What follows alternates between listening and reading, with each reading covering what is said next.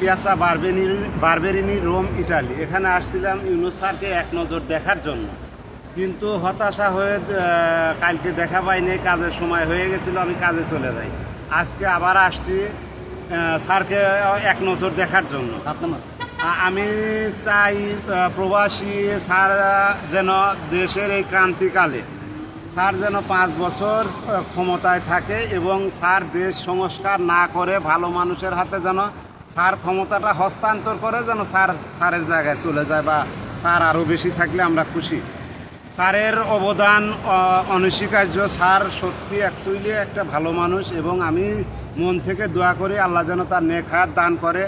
কারণ আপনারা দেখছেন যে দুবাইতে 57 জন বাংলাদেশি জেলে আটকা ছিল। স্যারের একটা ফোনের কারণে তাদের 24 ঘন্টার ভিতরে ছেড়ে দিতে বাধ্য হয়েছে এমিরেট সরকার। তো আমি চাই স্যার যেন এই দেশটাকে আরও সামনের দিকে আগায় নিয়ে যায়, দেশটা সংস্কার না করা পর্যন্ত স্যার যেন ক্ষমতা না ছাড়ে। যেই হোক, বিএনপি হোক, আওয়ামী লীগ হোক, জামাতি হোক, কারো কথায় কান দেওয়ার দরকার নাই। স্যারের গতিতে চলবে। স্যার পৃথিবীর 10 জনের ভিতর একজন সম্মানের দিক থেকে। স্যারের বাংলাদেশ আজ গর্বিত স্যারের মতো একটা রাষ্ট্রপ্রধান পেয়ে, এবং আমরাও গর্বিত যে স্যার ইটালির মাটিতে আসছে। এজন্য স্যারের আমি আন্তরিক ধন্যবাদ জানাই এবং কৃতজ্ঞতা জানাই।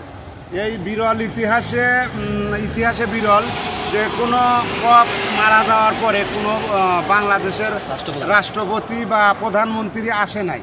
এই স্যার এই প্রথম দেখলাম যে স্যার আসছে এবং স্যার এখানে। আপনি কি দেখা পেয়েছেন কি? না, এখন পর্যন্ত স্যারের দেখার জন্যই অপেক্ষায় দাঁড়া আছি। এখন স্যার ভিতরে আছে, কখন আসবে জানি না, তবে এক নজর তাকে দেখার খুব ইচ্ছা আমার। এম্বাসিগুলোর ভিতরে আসলে কি জানি কথা বলছিলেন? এম্বাসি আমি বিভিন্ন সময়ে বিভিন্ন দেশের ইউটিউবে এবং ফেসবুকে দেখতে পাই যে প্রবাসীরা অনেক হয়রানির শিকার হয়।